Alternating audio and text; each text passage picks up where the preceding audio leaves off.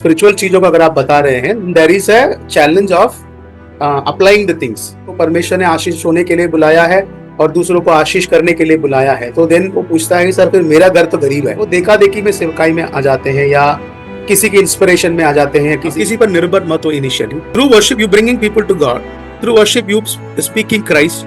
So that is one of the medium. Education के लिए बहुत सारे लोग हैं जो एजुकेशन के लिए चाहते हैं, पर उनके पास सोर्स या ऐसे व्यक्ति नहीं जो उनको इस बात में इंफॉर्मेशन दे सकें या गाइडेंस कर सकें कि आप एजुकेशन लीजिए। कुछ चाहते हैं जनरली सीखना चाहते हैं, पर उनके पास सोर्स नहीं होते, या कहें कि उनके पास इंफॉर्मेशन नहीं कि कहाँ से हम लोग कनेक्ट होकर के सीख सकते हैं, या कैसे बाइबल कॉलेज को कहें या शिक्षा पाने के लिए हम कहाँ जाएं, क्योंकि बहुत सारे कॉलेजेस में लोगों के सर के ऊपर से बहुत सारी बातें चली जाती हैं। नहीं, एक्चुअली प्रॉब्लम क्या कहाँ है? प्रॉब्लम यहाँ है कि आप क्वेरी सॉल्व नहीं करते। हम प्रैक्टिकल प्रॉब्लम्स को देखते हैं कि आप कोई स्पिरिचुअल चीजों का अगर आप बता रहे हैं, there is a challenge of applying the things.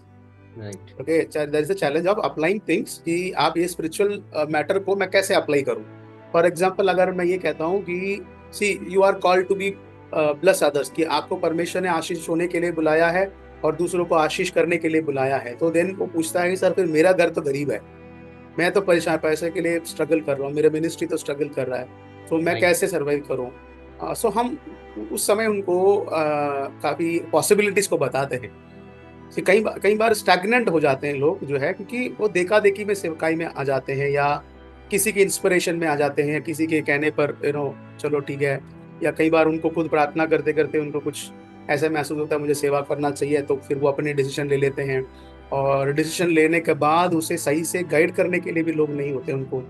So then they try to approach organisation, संस्थाओं को अप्रोच करते हैं कि मेरे को आपको सपोर्ट कर दो, मैं यहाँ काम करूँगा, सेवा करूँगा, ऐसा वैसा है।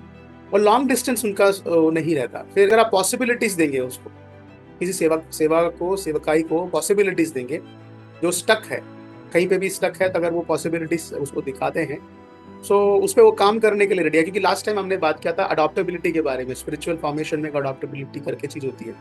सी द बेसिक थिंग यहाँ से शुरू होना चाहिए। जहाँ तक मुझे मैंने इतने सालों से लोगों को सिखाया है या देखा है, प्रॉब्लम कहाँ, उसका रूट कॉज। जैसे अगर कोई डॉक्टर के पास जाते हैं तो वो तुरंत बताता है इसका वजह कहाँ से। बीमार है वो अलग अलग मुद्दा है, बीमार आप हो क्यों रहे हो ये अलग मुद्दा है। तो सो प्रिवेंशन का काम हमको पहले करना है, और प्रिकॉशन भी हमें लेना बहुत जरूरी है।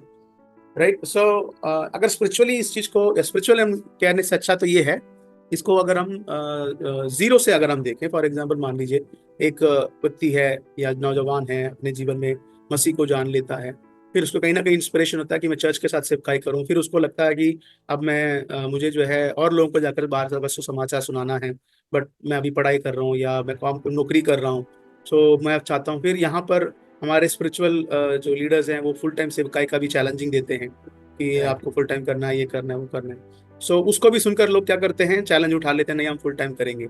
सो वो अगर वो अर्निंग पर्सन है वो जॉब छोड़ने की सोचता है। अगर वो एजुकेशन ले रहा है वो सीधा एजुकेशन के बाद सीधा वो मिनिस्ट्री करने के लिए सोचता है।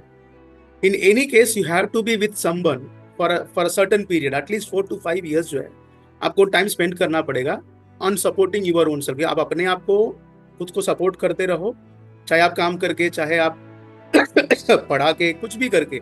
आप किसी पर निर्भर मत हो। Initially you start your ministry with volunteering time. Okay, अपना वॉलंटियरिंग टाइम देकर आपको स्टार्ट करके देखना चाहिए। द ईयर ऑफ ये 5 साल का कोर्स में, मतलब टाइम पीरियड में, आपको काफ़ी चीज़ें सीखने को मिल जाएगा। राइट, कि आप जैसे हम लास्ट में बात कर रहे थे, आपका एजुकेशन कवर हो जाएगा, 2-3 साल आपको पढ़ाने में चला जाएगा।